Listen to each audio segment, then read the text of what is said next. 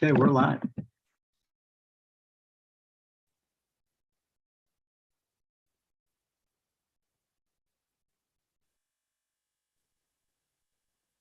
All right. So Frank, I'm seeing the participant number. You can start. At the bottom. Is that the external people coming on? Oh, no, these are just the internal. Okay. The external people are on Zoom. I'm sorry, on YouTube. Oh, okay. So we actually don't see that. Got it. I could send you the link after the meeting, Todd. So, you can take a look at it. Well, I usually check it every probably 15 minutes. I could give you a number after. Okay. So we're at 101. So let's get started. This is Todd Medesheim. I'm the acting DFO for the Great Lakes Advisory Board. So welcome to this virtual meeting of the advisory board. And we have a short agenda prepared today. That agenda will have a welcome from Chris Korleski, the director of EPA, a welcome from the Great Lakes Advisory Board. EPA will then be presenting some background information on the 3 charge questions, and this will be an opportunity for the board members to ask any questions, look for clarification of EPA of those charge questions, and then most importantly, an opportunity then for the advisory board to deliberate and formulate their plan for addressing those charge questions. Just sort of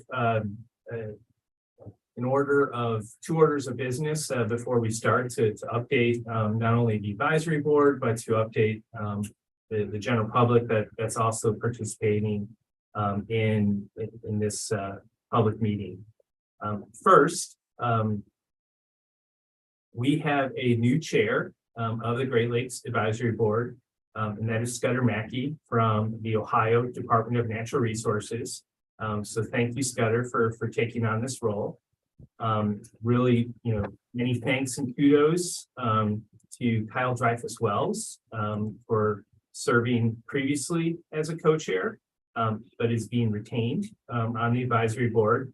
So thank you. And also thanks to Steve Galarno, who hopefully might be listening in, but as Steve is not with the advisory board, and we'll be looking to the next phase in his professional journey as he retires from the Wisconsin Department of Natural Resources at the end of this month. And then the second order of business is we will be soliciting for new Great Lakes Advisory Board members. That process will hopefully begin soon through the issuance of a Federal Register notice. And through that, we'll be looking to bring on up to an additional 4 board members, bringing us up to 15, which we were at previously.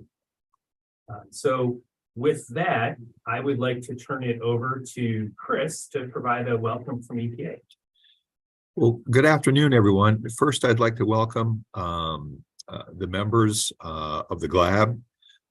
Again, we can't thank you enough for taking this work on and being involved. So just really want to appreciate or express our appreciation for this effort. And certainly based on the effort that you put into the last round of charge questions, I know that we're going to see a similar effort this time, and believe me, it is much appreciated. I also want to welcome our external participants who are listening in. I can't see you from where we are, but I saw, at least when I looked the other day, it looked like there were perhaps 50 or so people who had signed up. Maybe we have more than that, but indeed you are welcome, and we're pleased to have you here. Just a couple of quick comments from me. So first, we're going to talk about the action plan today, and Todd will kick that off. But it's just very important to understand that this is a critical part of the GLRI cycle, is the development of an action plan, because that is essentially a roadmap for an upcoming 5-year period of implementation of the GLRI. And in particular, based on the charge questions, which we're going to get into later, we're really, if I had to cut to the chase, I would say that we really want to make sure that the development of that action plan takes into account the input from what I would describe as communities, people, and groups who historically have not been involved in the GLRI process, or certainly the GLRI action planning process. I think everyone on this call knows that increased outreach to environmental justice communities, to underserved and overburdened communities, is the hallmark of the Biden administration, as well as a focus on climate change. So this is something that we are very much focused on. And again, we think that the GLAB is going to help us get there by providing their insights on how we can do a much better job of reaching those folks, getting their input, and incorporating that input into the drafting of the action plan. So I'm not going to say much more. One quick administrative note: I do want to let everyone know that the charter of the GLAB, and if you didn't know, yes, there is a charter. The GLAB can't operate without a charter, but it was recently re-extended now until December 1st of 2024. So there is another 2-year period in which the GLAB is authorized to operate. I expect that will be a very busy 2 years. But again, I just want to thank the members for what is not an easy task. So thank you so much. With that, Scudder, I'm going to kick it over to you to make some introductory remarks, and I will stand down. But again, thanks to everyone today, and it's good to have you here. Yeah, thank you, Chris. Again, I would like to welcome everyone to this first public meeting of the GLAB, and welcome the returning GLAB board members. I think all of us have been here before, so this is not our first rodeo. And what I'd like to do is maybe do a quick round of introductions here, self-introductions, if you wish, of the GLAB board, the members that are on online today. We have, I believe, 2 members that could not make it due to scheduling conflicts. But let's go alphabetically. And so, Larry, if you would like to start, just introduce yourself, name, affiliation, and maybe 1 or 2 things about the expertise that you bring to the board. Okay, thanks, Scudder. Yes, Larry Antosh. I'm with the Ohio Farm Bureau. Been with the Farm Bureau almost 24 years. Background dealing primarily with water quality, water resource management, making sure that the agricultural community in Ohio is engaged in those discussions. I oversee our policy development process and environmental policy. And again, primarily water quality, but dabble with other issues as they come up. Thank you, Larry. Kyle, I think you're up next. Hi, everybody. Kyle Dreyfus-Wells. I'm the CEO of the Northeast Ohio Regional Sewer District. So we do regional stormwater and wastewater management for the city of Cleveland and 61 municipalities, 355 square miles of the Lake Erie watershed. So great to see everybody again. Lisa, I think you're up. I am. Thank you, Scudder. My apologies. My video portion does not seem to be working today. I'm Lisa Freedy. I'm with the Chemical Industry Council of Illinois, a non-business trade organization that represents the chemical industry solely in Illinois. I am their Director of Regulatory Affairs, and I have 21 years of experience with them.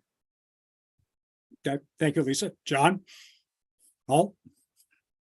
Yep, John Hall. I'm a senior consultant with the company. We now go by the name of Verdantis. It's basically Hall and Associates with a name change, which we changed last January, and we've expanded our footprint quite a bit over the country, and have about 29 offices now. There's some pretty interesting technical capabilities we didn't have before. So I'm really busy integrating a lot of skilled talent across our platform, but find this type of activity really important, and really happy to be involved again. Thanks. Okay. Thank you, John. Kay. Good afternoon, everyone. I'm Kay Nelson. I am Director of Environmental Affairs and Public Policy for the Northwest Indiana Forum, which is based in Portage, Indiana, and is an economic development organization, private sector, for 7 counties, and 3 of them happen to be along the shoreline of our beautiful big pond. Glad to be back and helping. Thank you. Sylvia? Greetings, everyone. Thank you. Chair Mackey, I am, so with me. I am Sylvia Jr. I'm a longtime community organizer, been doing this for about, more than 2 decades, particularly in Detroit. I work particularly with communities that are impacted with water and sanitation insecurity. A lot of times that happens through affordability problems. I do a lot of work also with environmental justice organizers and organizations, especially at the grassroots level, that are trying to figure out how to deal with the multiplicity of factors around environmental justice and climate justice. And I'm with Michigan Welfare Rights Organization. And I also happen to serve as co-chair of the EPA's National Environmental Justice Advisory Council, and I'm chair of the state of Michigan's Advisory Council on Environmental Justice. Thank you. Thank you, Sylvia. Laura? Good afternoon, everyone. I'm Laura Rubin. I'm the director of the Healing Our Waters Great Lakes Coalition. We're a coalition of 175 NGOs, and the How Coalition is the collective voice for the NGOs at the federal level, securing federal policy and funding. I'm based in Ann Arbor, Michigan, and I also serve on the board of the Great Lakes Protection Fund representing the state of Michigan. So good to see you all. Thank you, Laura. Chairman Williams. Oh, you're muted, sir. Good afternoon, everyone. Thank you for being here with me today. My name is Nagana Gizik. That's my Ojibwa name, Jim Williams. So I'm the tribal chairman here for Lac Vieux Desert, but also represent Gliffwick, Great Lakes Intertribal Council as well. And I sit as the chair there for Gliffwick. So I'm honored to do that. And I'm honored to be a part of this group as well. And I've been doing this for over 30 years now. So all my education and everything is learned from past leaders that have passed on. The great team that we have, our environmental team that we have within Gliffwick. And Jen Venners has been a very great help. And, hopefully, she's by my side. She's unfortunately can't be on today, but I welcome her too, because she is our workhorse per se for all the tribes. And so it's an honor to be here and representing all the tribes to protect our water resource. Miigwech. Thank you, Chairman. We have 2 members that are not present today. Al Steinman is director of the Annis Water Resources Institute, and Frank Edwagashik, I'm not sure I can pronounce that properly. He is the executive director of the United Tribes of Michigan. So we definitely have strong tribal representation on the board. And I'm Scudder Mackey. I'm the chief of the Office of Coastal Management with the Ohio Department of Natural Resources. And I basically work to manage the Ohio Lake Erie coastline in terms of protecting infrastructure, coastal resiliency, and ecological resiliency. So thank you very much. And again, this board is it's the same group we had in the last cycle. It's a very professional board and very good to work with. We were very successful, I think, in the last round. So, and again, thanks to Steve Lerno and Kyle Dreyfus Wells for their leadership in getting those tasks done. So next thing would be to do a quick review of the agenda. I think we're going to move right into a discussion of the charge questions. I believe Chris Koraleski and Todd Nedesheim will be talking about the charge questions that they have offered to us to review and evaluate. And then we'll take a few minutes as a board to ask any questions we may have of EPA and see if we can get additional clarification. And then we'll move into sort of an internal discussion here amongst the board members in terms of looking at our next steps in terms of how do we move forward, how may we want to structure ourselves to address these charge questions. So I think we're ready to go with the presentation from EPA. And so take it away, Chris and Todd. Great. Thanks, Scudder. Wait for Frank to get up. You can go right to the next slide, Frank. All right, so before I dive into the 3 questions that we have charged the Great Lakes Advisory Board with, just wanted to provide a little bit of context and background that may help the advisory board members sort of understand sort of the timing and process of things for the development of Action Plan 4. So as Chris indicated, right now our focus and really our charge to the GLAB is all about the development of the Great Lakes Restoration Initiative Action Plan 4, which will cover fiscal years 25 through 29. It's hard to believe that we're already on Action Plan 4. It feels like just yesterday, working on Action Plan 1 here, and we've come a long way. I think the incremental changes that were made from 1 to 2 and 2 to 3, were I think well received, and the input we got from not just the Great Lakes Advisory Board, but from the tribes, from the states, and from many other interested organizations and people really help inform Action Plan 3. And we think we're starting from a pretty good spot, if you will.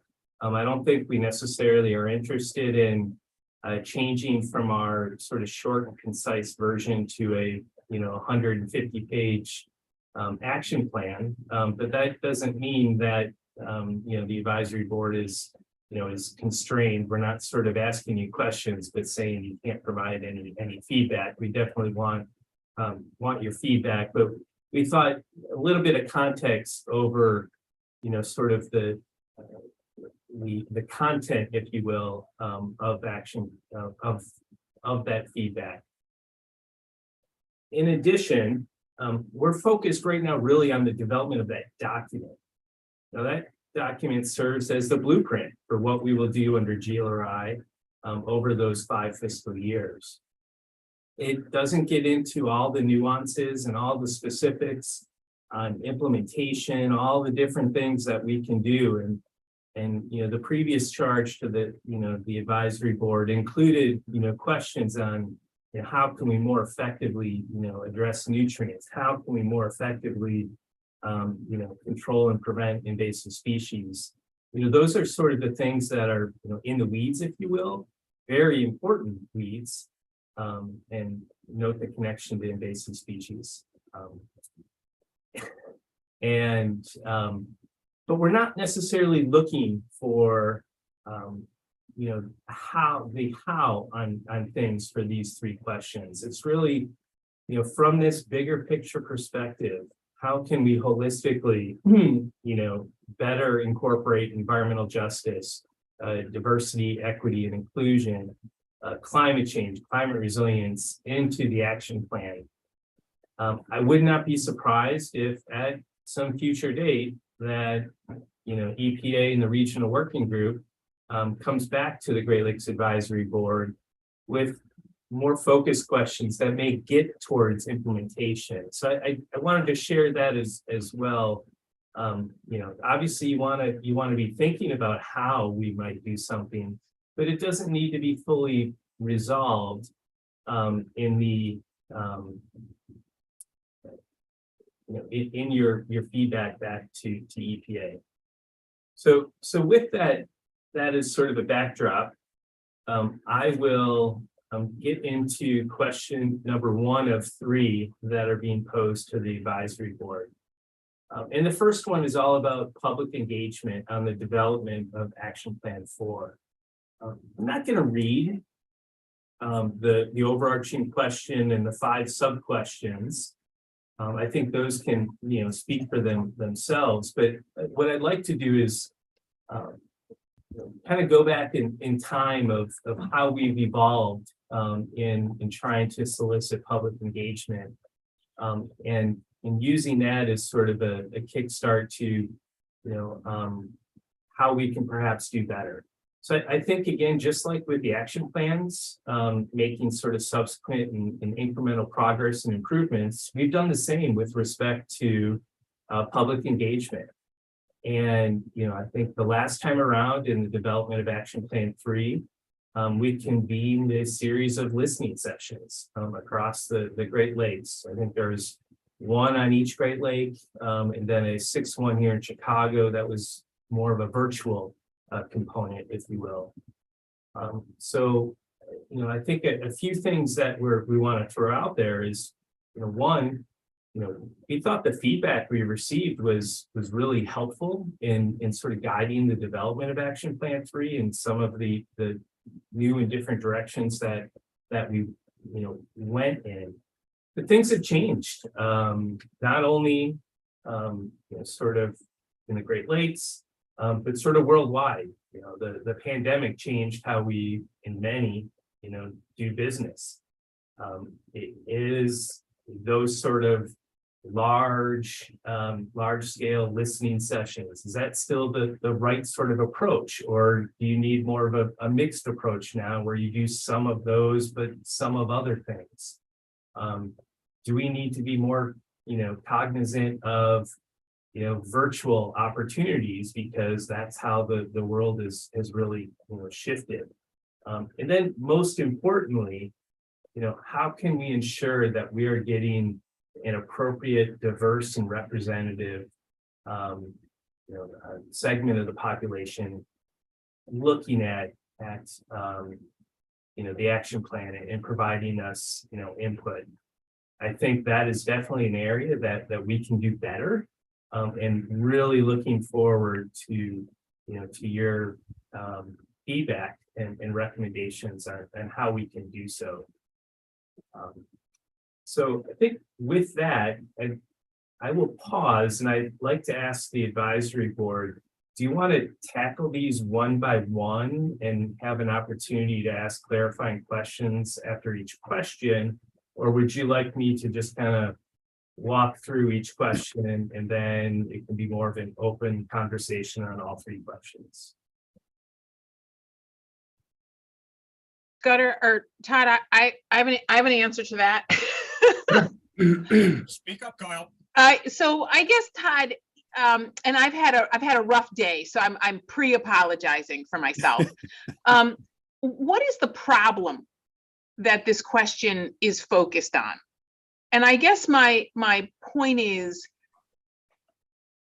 like, we know how to do public engagement, right? And is it that the public is not responding the way that we would like folks to respond?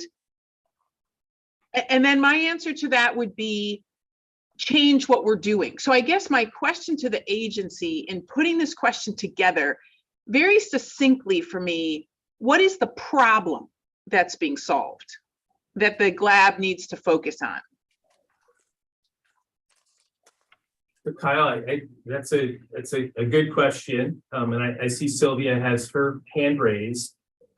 Sylvia, I don't know if you want to chime in right now, or if you want to wait until I address Kyle's question. I think in part I wanted to address it too, but I certainly, please go ahead with whatever you feel is best, Todd. Well, go ahead, Sylvia. I'll defer to you to start with. Thank you very much. I really appreciate the questions that you're raising there, Kyle, because it kind of just gets at the basics. What are we doing, right? There are a lot of good questions here, and we delved into some of it in the report that we did for the last action plan or set of charges questions. But I think one of the things that we sort of found in some of the work that we were doing is it was hard to know, what does the National Program Office know? What is the data? And I'm even thinking here, like when you're in the background information here, Todd, when you talk about over 550 stakeholders participated in sessions, where's the data on all of that? What kind of evaluation was done? What kinds of themes were captured? What were some of the core issues or questions that people had? Like, that data should be part of also informing what this shape of the charge or the shape of the charge questions, but also should be the basis for how it is that we understand if what all is being done is effective. I agree with you in part, Kyle, that a lot of us know how to do community engagement. I'm not so sure if the folks that operate, I don't know, and this is again my opinion, right? My honest opinion here. If the folks that operate the GRLI and the different people that have contracts from them know how to do properly community engagement. And I think that that's part of the crux of the problems and some of the things we tried to identify last time. So I see these questions as being very helpful to sort of getting more at how is it that we're ensuring that if we are going to be really taking the mandate from the current EPA administrator and from the White House, how are we really delivering upon what they are saying is a way to ensure that equity and disadvantaged communities are being incorporated into these processes. And it's also very much part of timely conversations because of the vast amount of resources that are coming into these different initiatives. And so I can tell you again, like last week in the meetings that I had with the National Environmental Justice Advisory Council, these were front and center questions, right? But again, they're very much tied into what is going on with BIL funding, IRA funding, these TIC-TACs that are going to be developing in each of the different regions. How is it that, again, we're tying in the initiatives from the GRLI with all of these different related issues that are going to be dealt with at local, state, regional levels? Like we should be figuring out how to integrate with them. And I'm not sure that I see the GRLI as having done that so well in the past. Again, that's just my limited experience. But I think that there's definitely more that we could be doing to have more engagement with people on the ground to really say that they not only recognize the vast amount of GRLA funding coming in, but also the benefits and the outcomes, and can actually be greater advocates for these programs, but also people who really have come to appreciate what it means to be participants in these Great Lakes in so many ways. Thank you. Thank you, Sylvia. So Scudder and Laura, I see your hands are up. I guess Let Laura go, and Okay. I'll lower my hand. I think Laura's probably going to say the same thing I am. So, Well, I don't know about that, but thanks, Scudder.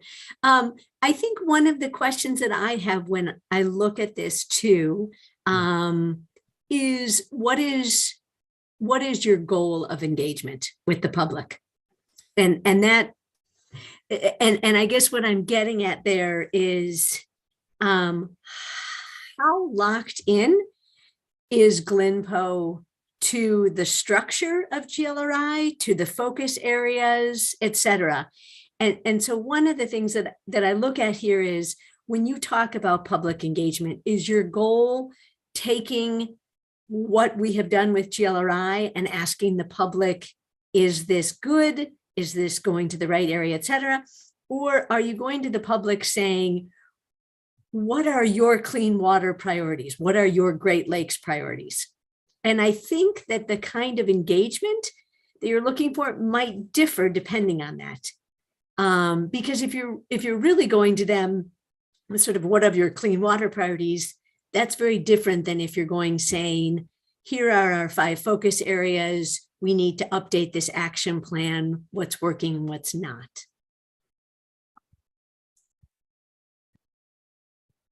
Thank you, Laura. And I've sort of been writing down these questions, and I'll turn it over to Kay, and perhaps I'll try and address some of these questions, and Chris may as well, and that can perhaps stimulate some further conversation.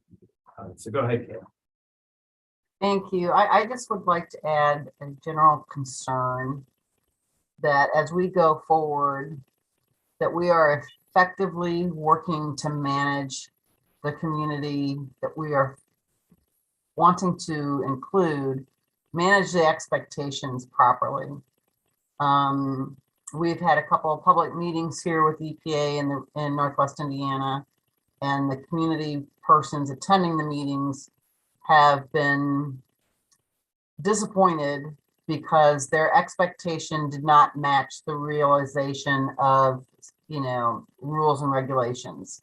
And so I think if we don't, in order to not disenfranchise individuals, we need to be very astute in what we are putting forward. And hopefully the other folks on this group will agree with me. I'm not advocating that we create something that's ineffective. I want it to be effective with what and forthright and honest about what it can be effective in doing. Thank you. Thanks, Dave. Good point. Chris, did you want to go? Yeah, yeah, Todd, thank you. I'll jump in. So the conversation that we're already having, I think, is very meaningful and is good to really boil this down to basics. And I'm going to try to at least provide my perspective on some of the questions that have been asked. So, you know, item one, the GLRI, I think this gets at Laura's question a little bit. The GLRI is charged by statute to do certain things, and things like focus areas are identified within the statute. So Laura, I would say that coming into this call, I was not contemplating sort of an entire reopening of the way that GLRI has operated, has implemented. Now, that is something that if the board thinks, well, you know, Chris, you're wrong. You really do need to rethink about the way that the GLRI is operating. Being mindful of our statutory parameters, et cetera, then that's certainly something that we're willing to listen to. But just in the interest of candor, I just wanted to say, I was not thinking about, you know, a wholesale rewrite of the way GLRI works. To get to Kyle's question, just cutting to the chase, we have heard from a variety of folks across the EJ spectrum and across the stakeholder spectrum that we are not very good at doing input and outreach. That the old, you know, if we go back to the days where we would simply, you know, maybe there'd be a public notice and you know, people had 30 days to provide written comments. I think many of us would agree that, you know, that's not really very effective. We can do better than that and should do better than that in today's world.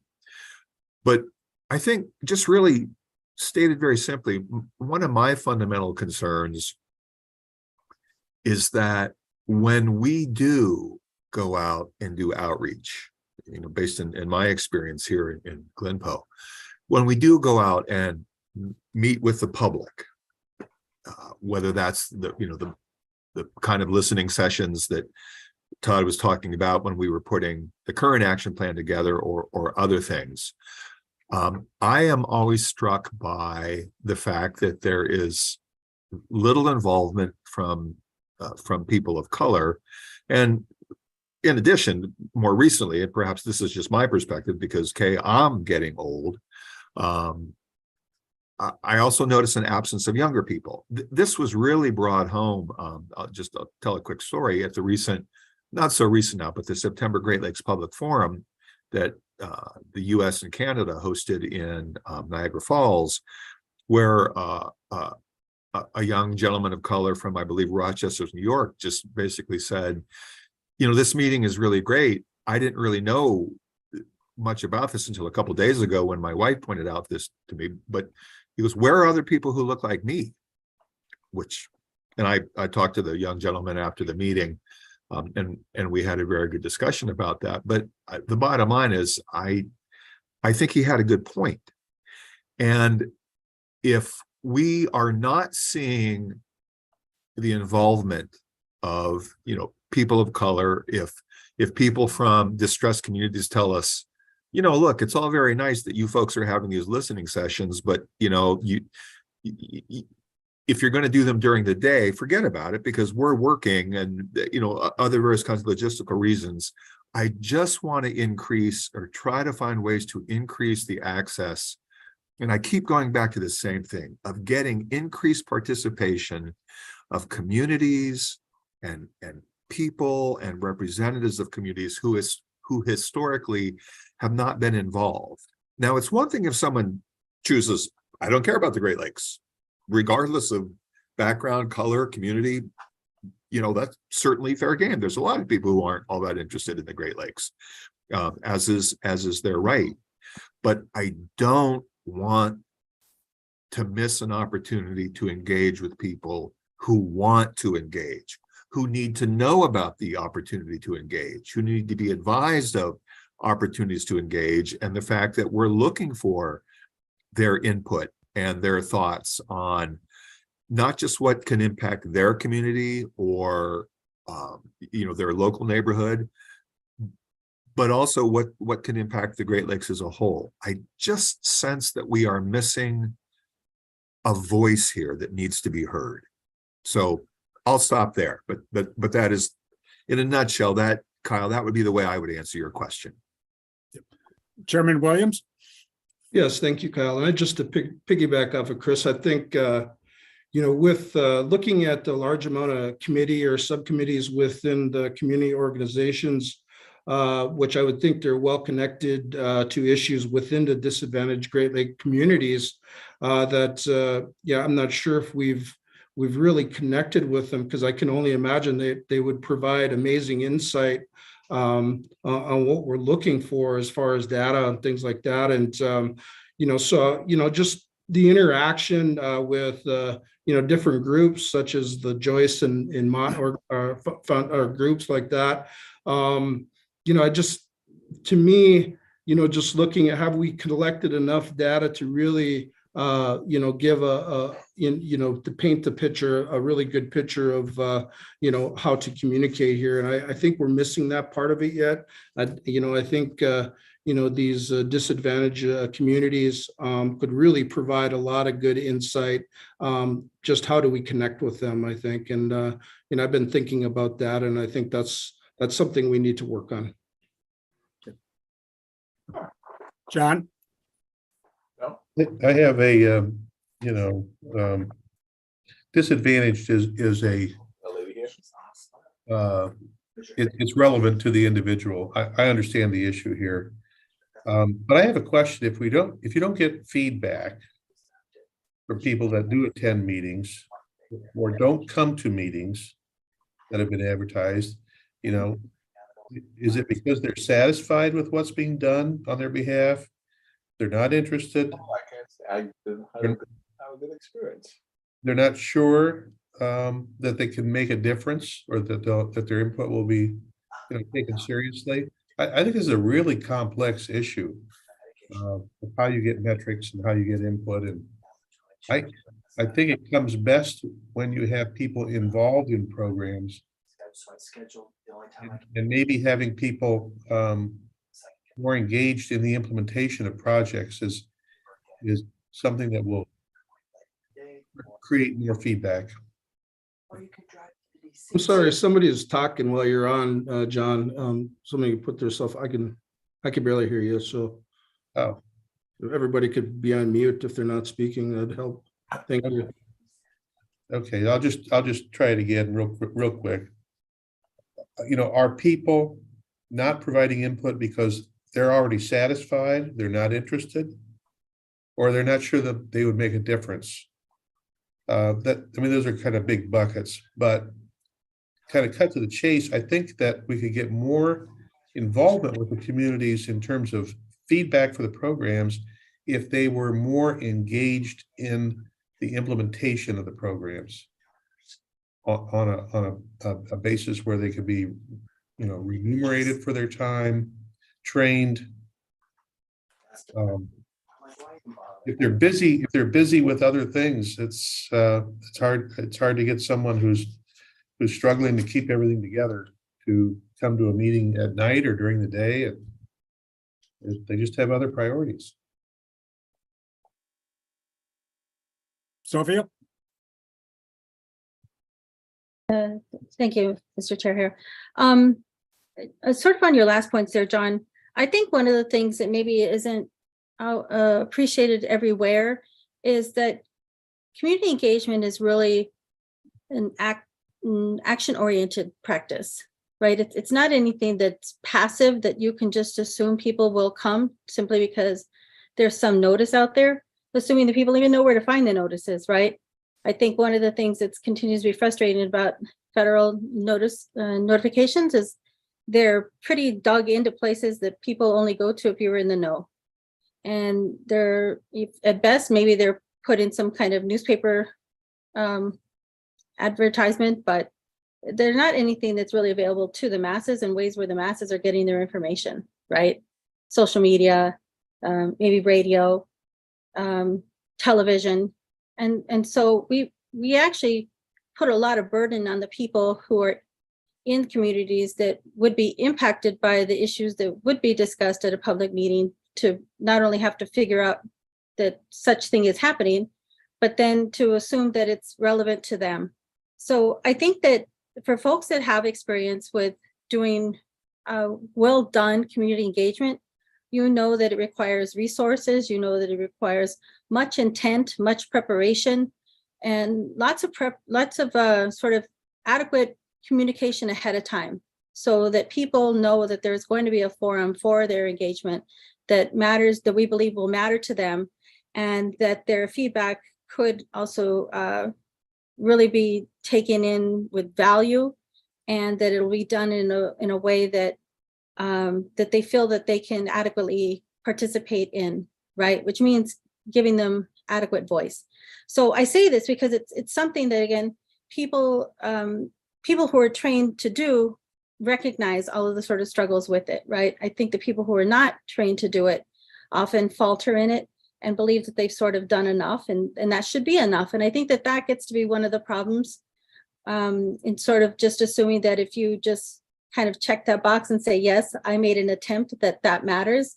But it really falters in what we're really talking about, in trying to ensure that there's equitable communication so that resources can be equitably delivered, and so that there could be equitable outcomes and solutions to a lot of the problems that we're trying to help drive.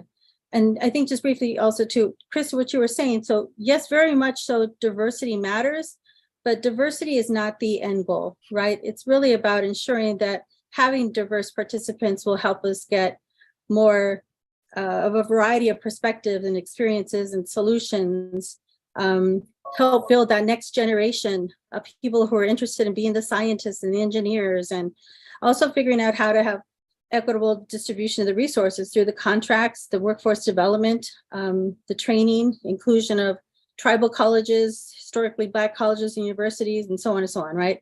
So it really takes on a fuller gamut of incorporating different peoples than I think what's traditionally been done. Thank you. I do think we need to move on to the next slide here pretty quickly. Kay, do you have anything else at this point? Just real quickly, at a recent meeting EPA held in Gary, to the issue of expectation and getting the community to come back, by virtue of the fact that the expectation versus the reality was a 180 separation, I'm going to guess that those persons who attended that meeting will not come back to another community engagement meeting with EPA, because what they thought could be done can't. And so the last thing we want to be guilty of doing is setting a scenario where people come anticipating one thing and we're delivering a second thing. And that is a huge barrier for any community engagement process to study and identify in advance of hosting a meeting. Thank you. Good. Thank you, Kay. I think we need to move on to the next slide. We have to try to keep on schedule a little bit here. And Scudder, what I'll do is cover questions 2 and 3 together very briefly. And I do note we have 5 minutes left within this agenda topic. So the next 2 questions are building off the recommendation that the Great Lakes Advisory Board provided to EPA and the Regional Working Group earlier this year. Many, I think great ideas with respect to, enhancements that could or should be made to Action Plan 4, some future thinking with respect to, diversity, environmental justice, climate change, climate resilience.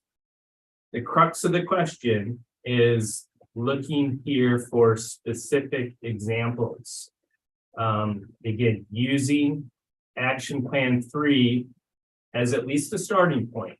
I think Chris indicated, we do have some statutory requirements about what needs to be included in an action plan.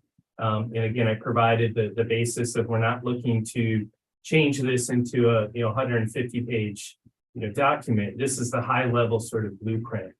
But we do recognize there's a lot of great work done previously on climate change and environmental justice and DEI. In the boards addressing the previous charge questions, these two are really building from there, looking for specificity, whether it is, it can be included here, or there, or you need a specific goal, you need a specific objective or a specific commitment or plural in those matters. So with that, I'll turn it back over to Scudder and the board to see if there are any clarifying questions or an opportunity to discuss.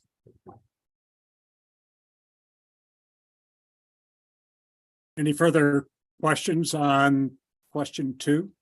Comments?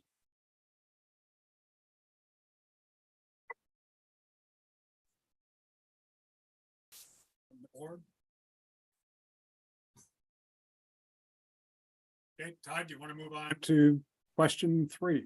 Yeah, and question 3 was with, I sort of embedded 2 and 3 in my comments there. So Frank, I think you can move forward 2 slides. I think this will be a perfect, one more.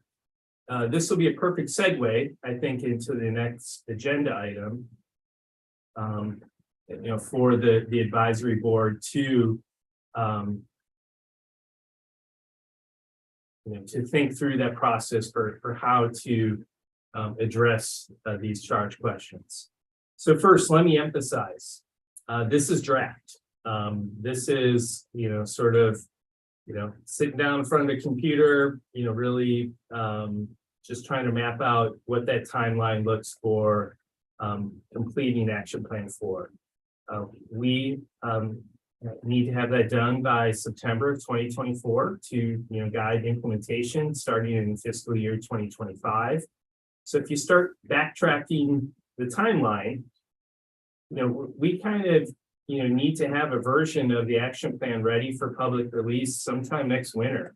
Anywhere from November of 23 to January 24, to allow enough time for that to make its way through all of the different steps in the process that are needed to finalize it.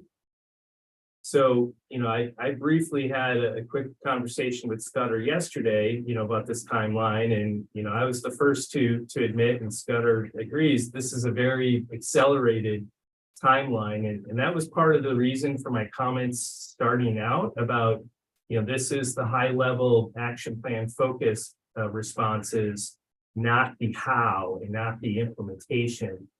Again, I would expect that there would be some follow-up charges related to those. So here's the draft timeline for the advisory board to deliberate, another potential meeting in March or April, and then a sort of final meeting on these in June or July. I will stop there and use this as the transition, Scudder, into the next agenda topic, obviously still available for questions. Well, our next agenda topic, and John has his hand raised, we'll get there in a second, and this will start this process, is an internal discussion amongst the GLAB to say, okay, how do we approach these charge questions? How do we want to structure ourselves and move forward from there? John, if you have a comment, now is the time, and then we can move forward from there. I just need a little clarification. September 24 is that the start of the September, is that start of the federal year, financial year in 25? And is that really early enough to make an impact, a really good impact on the action plan for fiscal years 25 through 29. So John, October 1st is the start of the federal fiscal year. Yep.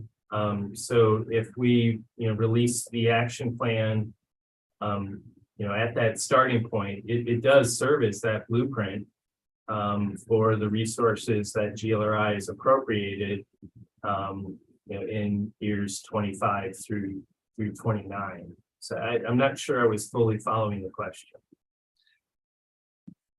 I in my naivety, I assume that the government goes into the fiscal year with a plan for the spending. So this is not a, this is somewhat of a, we have to navigate this delicately.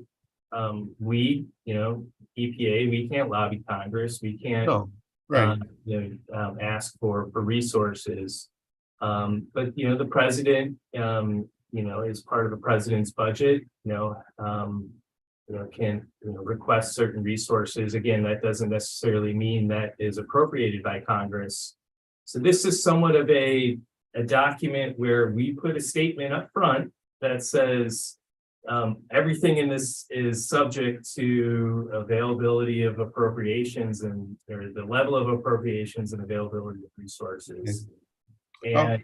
And I think the recommendation and how we put it together is, for better or worse, we base it on what we've recently been appropriated as the starting point. Okay, thank you. Any additional questions at this point? Larry? And again, pardon my ignorance, but I was curious as to how does the focus of the action plan get established? What are the actions, or what will be the direction? Because that will have a large influence, or could have a large influence onto who the outreach should be with and how to go about conducting that outreach. If you have specific focus areas that you're looking at addressing or dealing with the action plan. That's a good question, Larry. And I'll point back to Chris's initial feedback on some of the questions on engagement.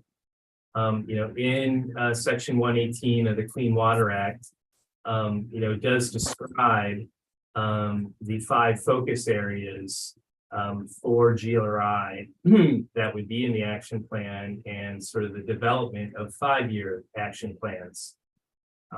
And those focus areas are, and I'll say these very sort of loosely: AOCs, invasive species, nutrients. The 4th one is habitat and species, and the 5th one is a lot of words in the Clean Water Act, but we kind of generally describe it as the science and education focus area. So I would say that that's really the starting point. And again, that was what was in action plan 2, action plan 1, 2, and 3 were those 5 focus areas. So, again, we envision that as a good starting point as opposed to starting from 0.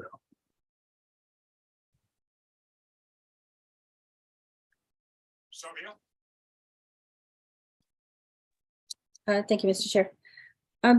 Thank you all very much for this. I think one of the things that I'm sort of feeling here is that as we're also looking to increase the membership on this board, that there are matters of diversity, equity, inclusion that we want to also consider for the board, because in my view, it's also impacting the conversation. And I respect you all so very much for all of the amazing work that you do with all of your restrictive spaces. And I know that we're all in very challenging times right now with trying to figure out how to ensure that we're being more inclusive and equitable in the work that we do and the hires that we're making and the people that we work with and the communities that we engage with.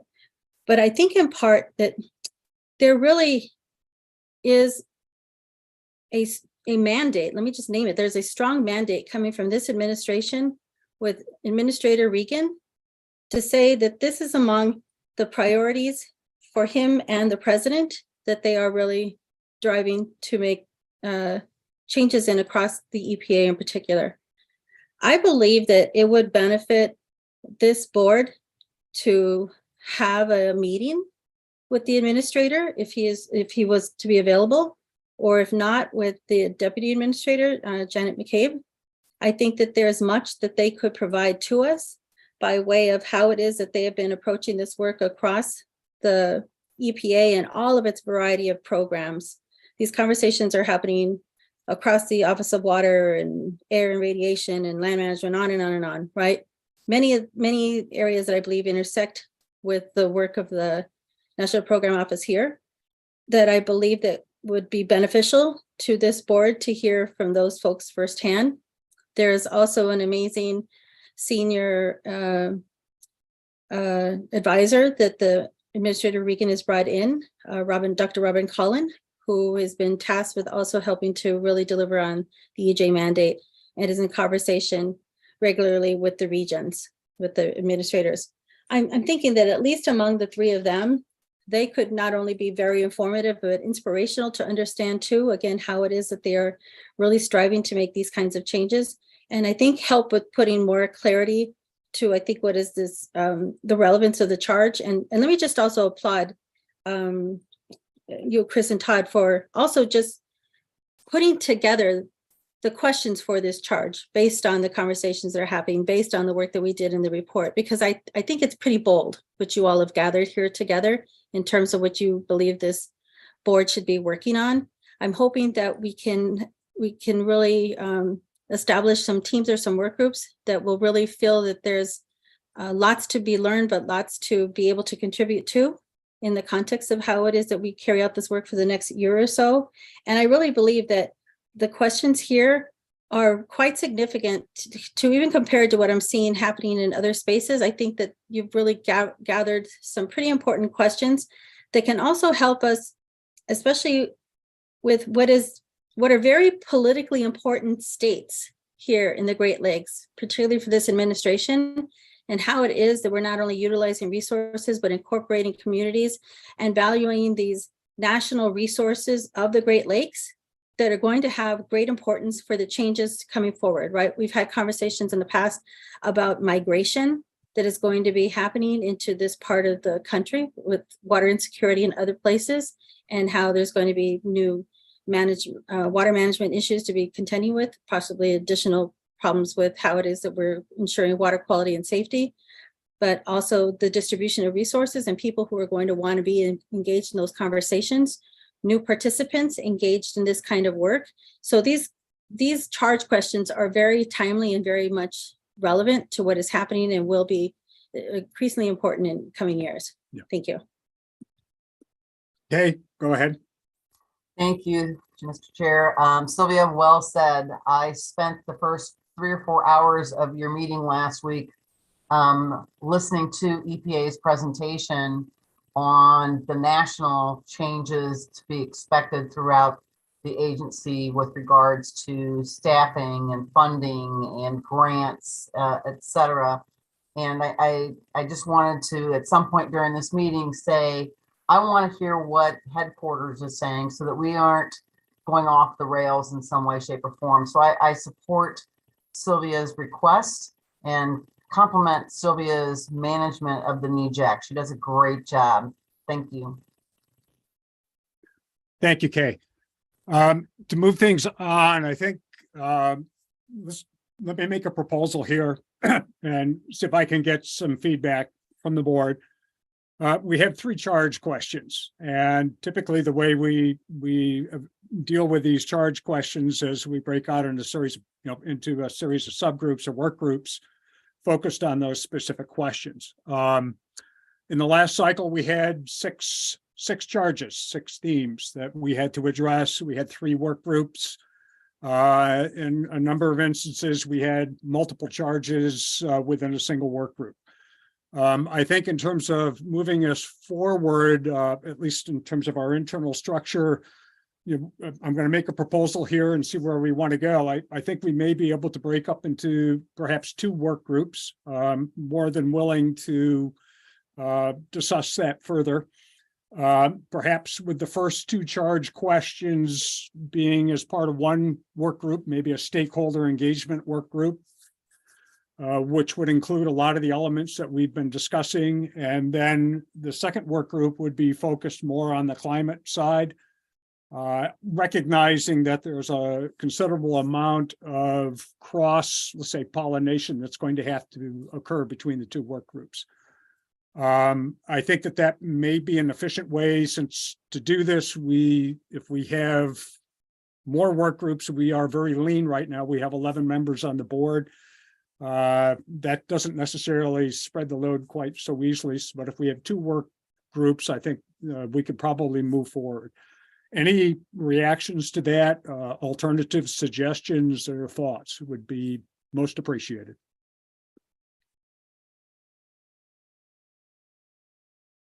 I see a bunch of thumbs up. That sounds like it would be a good thing. So.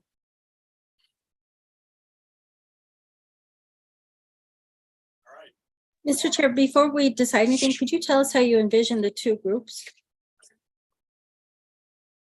By envisioning the 2 groups, the first group would be focused on the first 2 charges, which are very closely and very much interrelated, where you are looking at the type of stakeholder engagement that we were talking about. And I think the discussion there was quite helpful. But also I think that the DEIJ components tie in very much to that engagement piece. I think that's, I see that linkage as being very, very strong. And there is a lot of commonalities between those 2 charge questions. I think that the climate resiliency piece is related to that, especially in terms of how climate may actually impact the, let's say, underserved communities. But I also think that it's more of a technical component to that in some respects, rather than a socioeconomic component that may need to be dealt with a little bit differently. That would be sort of how I would parse things out. But again, I'm willing to discuss other alternative ways that we may want to approach this.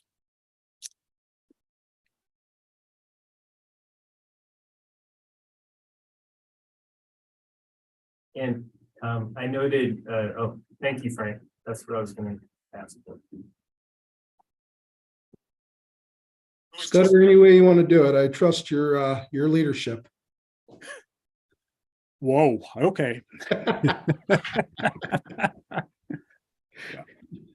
Well, what I would suggest is that if we do split into 2 work groups, with the first work group being focused on the first 2 themes, the second work group being more focused on the climate side, again, with a lot of interaction. A couple of things. One is that in the last cycle, we had a number of board members who served on both committees, if they had the time and willingness to do so. I would certainly encourage that here, because we do need to have that sort of a shared experience, I think, and also sort of a balance of expertise. What I would suggest is, in terms of moving forward with this, is that I would, let's say within the next week, let's say I think the 13th is next Tuesday, is that as the board members make a recommendation, send an email to myself and to Todd and say, hey, this is where I have a strong interest, or where this is where I think I could make a difference. Sort of self-select into a work group, and we'll take a look at the responses and assign folks to the work groups, and then we move forward from there. And then hopefully those assignments would be made before the first of the year, probably after Christmas. We could do it before Christmas, so you could get like a Christmas present email or something like that. But I think maybe between that, Christmas and New Year's, by the beginning of the year, we would have our work group assignments, and then we could start moving forward with a more start the engagement with the board at the work group level. Scudder, Chairman Williams here. Can I ask? I know the last group, the 6 charge questions we had. Yes, I've seen the reason why to split those off into groups. I guess, is that necessary at this point with just 3 questions or 3 charge questions? And why would we do that anyway? Scudder, if you don't mind, maybe I'll jump in. yeah, please. So Chairman Williams, it's a great question. And actually, as we've been having this conversation, I'm thinking of something, Scudder, that we perhaps should have talked about yesterday. And really the primary reason is some of the FACA rules. So if greater than 50% of the board is meeting, it needs to be a public meeting. But you can break into smaller work groups, have those discussions and deliberations. Things can be shared amongst work groups electronically. The chairs can interact with the work groups. But for the entire board to deliberate over something, it needs to be a public meeting. Gotcha. Okay, fair enough.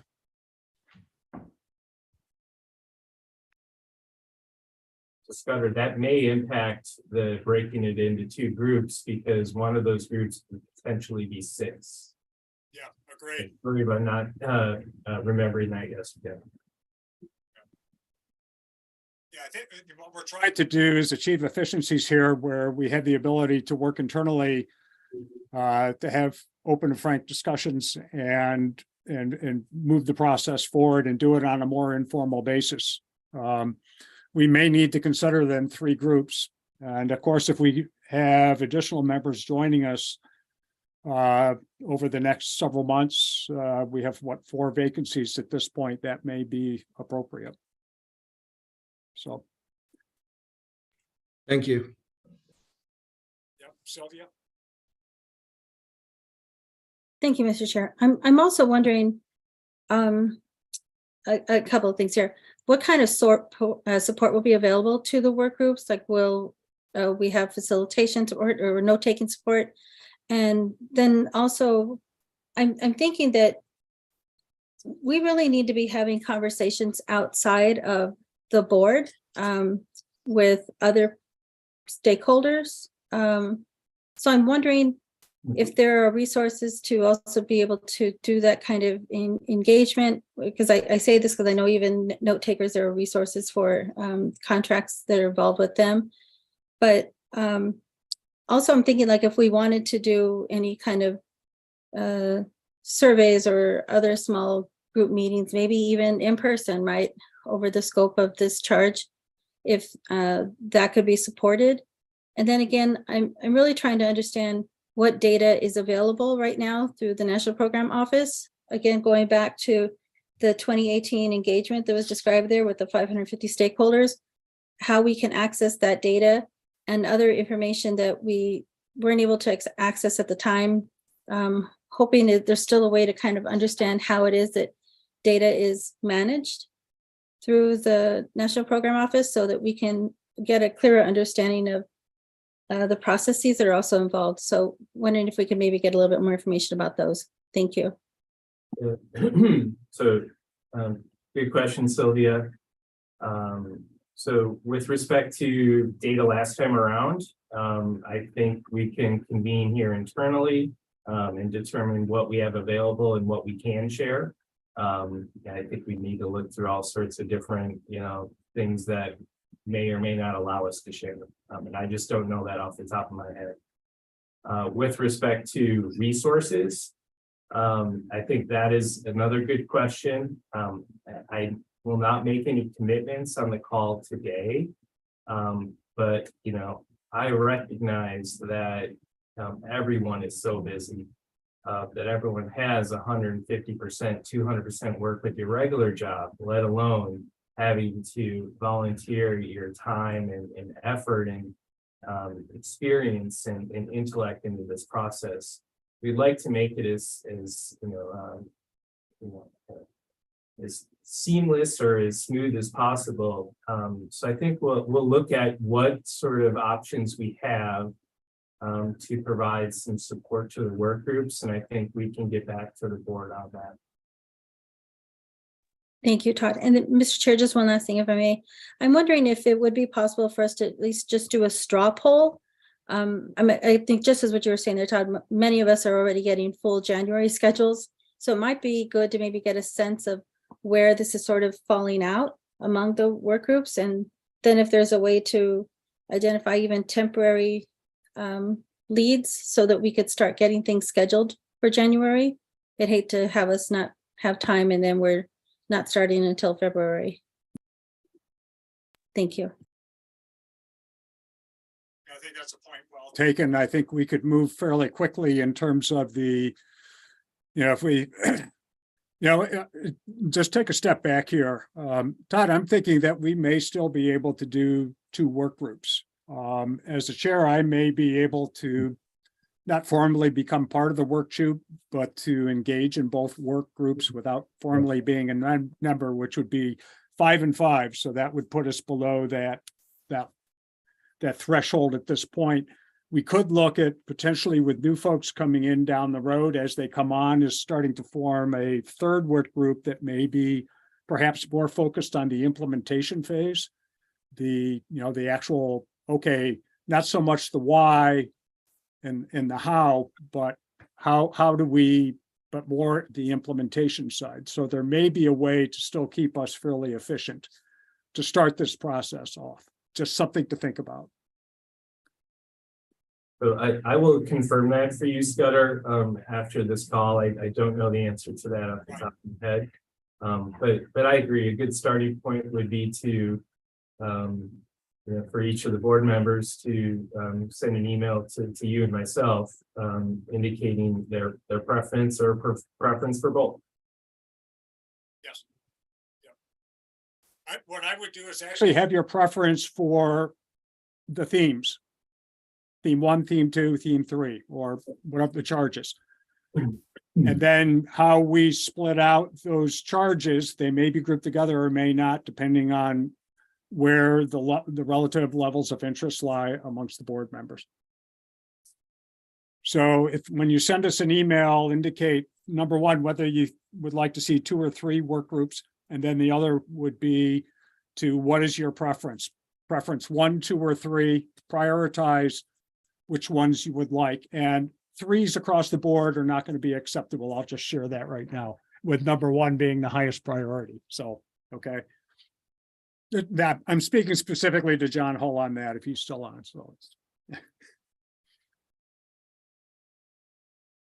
if you could get that to us by close of business this upcoming Tuesday, a week from now, that would be very helpful. And then we can have hopefully a quick discussion after that and sort things out, and then perhaps move more expeditiously in getting the work groups formed and structured. You folks, as a board, are you comfortable with that approach? Works for me.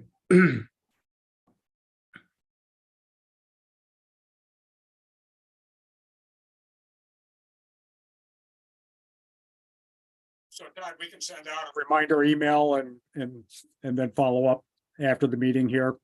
Yep. Okay. So Scudder, I see that we're at about 2:15. We are supposed to hit public comments about 2:10. With your okay, we have 3. Wait, hang on. Hang on 1 second. I think Chris has something. So, yeah, I'm sorry, I don't want to break the flow here, but Sylvia, I'd like to go back to you very quickly on your suggestion that Kay endorsed about having a senior person within the agency speak to the team. Something I think very much worth considering, but I'd like to ask, it may actually be easier, given your context there, if you have the relationships that you could reach out to those folks through your work. We can do it too, certainly.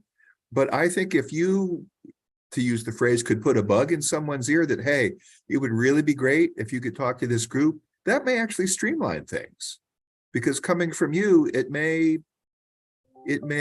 resonate even more than us working up the chain. Does that make sense? Yes, thank you very much for that, Chris. I'd be happy to do anything I could. Okay, all right. I will stand down. Thank you so much. Thank you. I'll follow up with you. Okay. Hey, Todd, I'm fine. Let's move into the public comment session. Okay, I have the list in front of me. So Scudder, unless you want to introduce folks, you can, or if you just want me to. Go ahead, Todd. Why don't you go ahead and do it? Because the list has changed a bit. Okay. All right, so we do have 3 individuals. The first is Mike Boisbenu, and I may have butchered your last name. I apologize for that.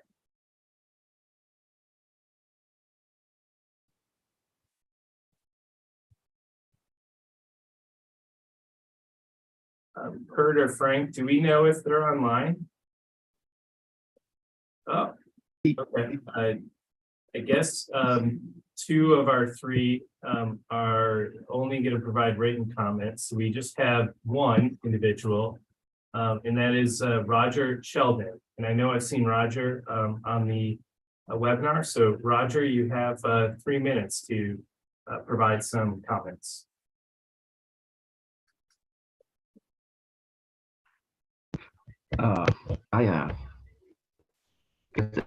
It'd be, I'd like to, I guess, maybe provide some comments in text. Can you?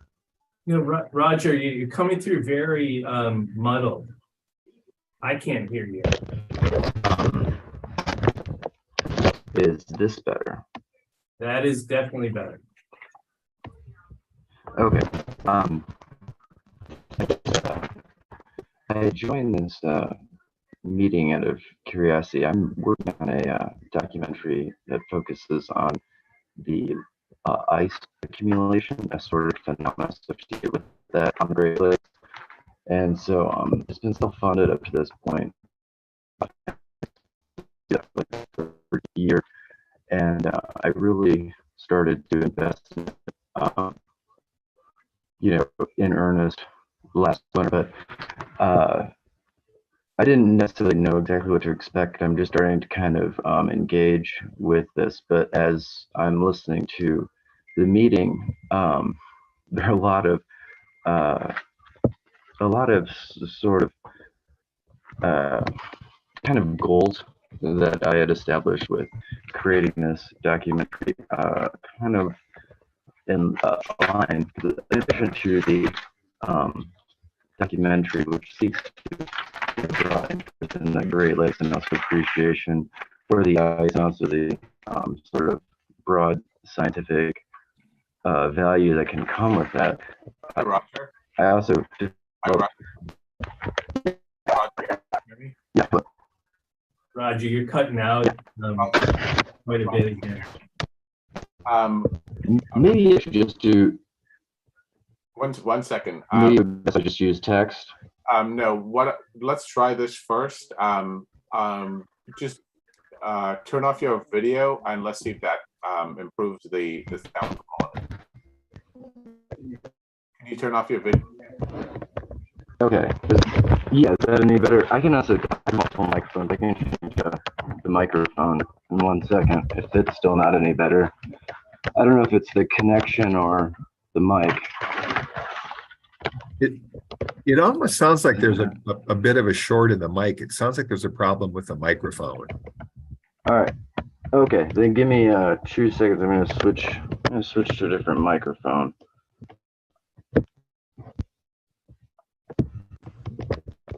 Is that better?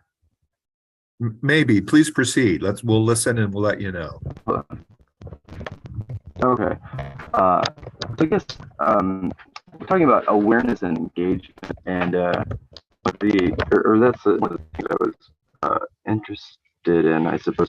And I guess I kind of lost my train, but it's just I can write out text comment. It's just kind of a broad series of I've worked a lot on doing awareness campaigns on social media, and including doing a lot of work in Detroit, and that's in a separate both in social media engagement and awareness, but also in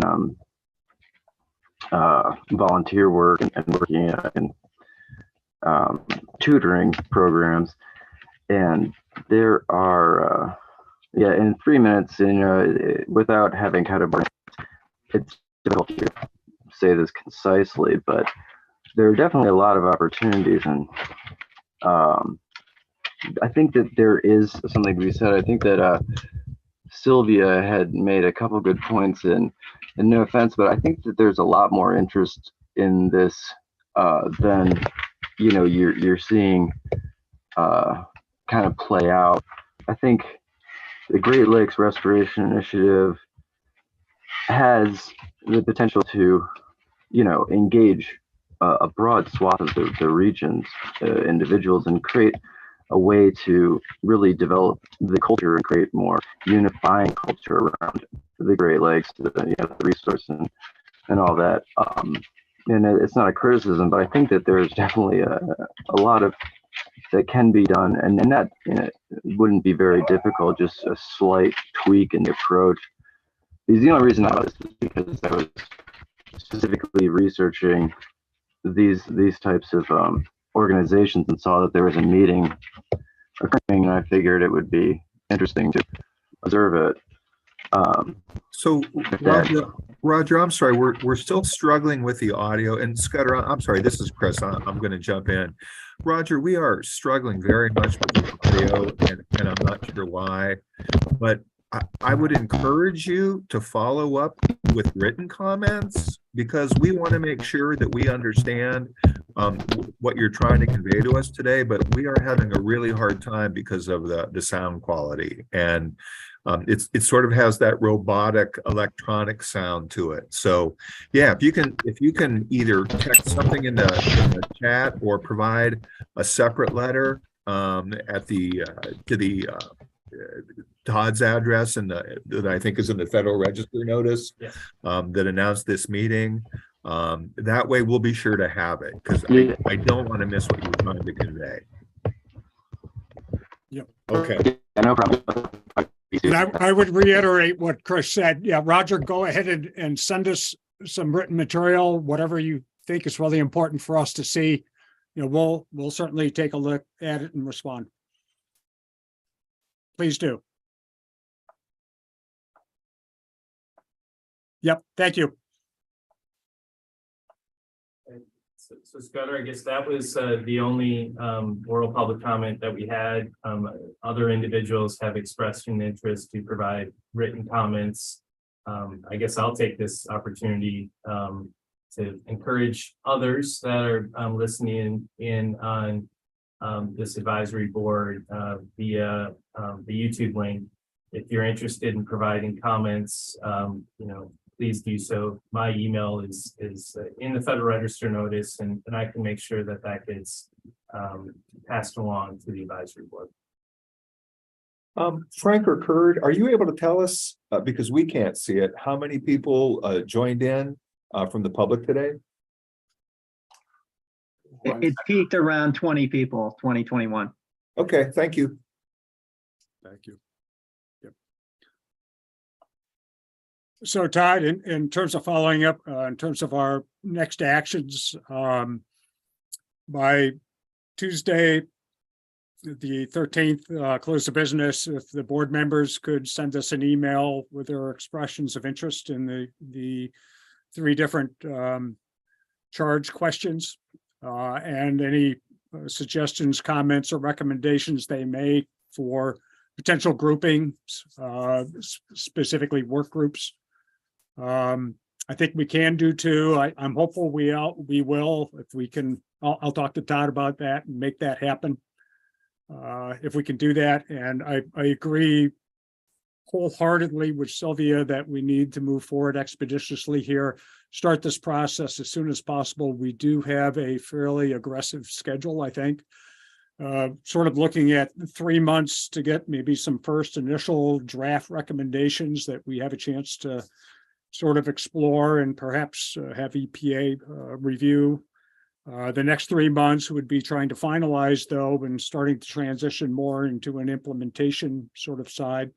And then perhaps by July, have draft final recommendations, and then really start thinking about not so much what, but how And how do we actually make recommendations? What are the recommendations to US EPA to actually fully engage and make sure that we get the information that we need as we start to develop Action Plan 4? And how do we incorporate that into Action Plan 4 in a way that's effective and meaningful?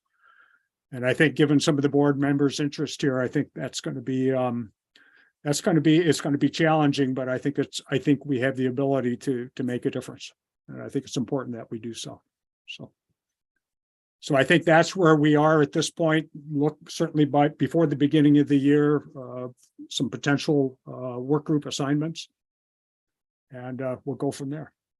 And Scudder, just to add, I will follow up on Sylvia's request related to data Yes. in Plan 3 and from and about resources. Okay.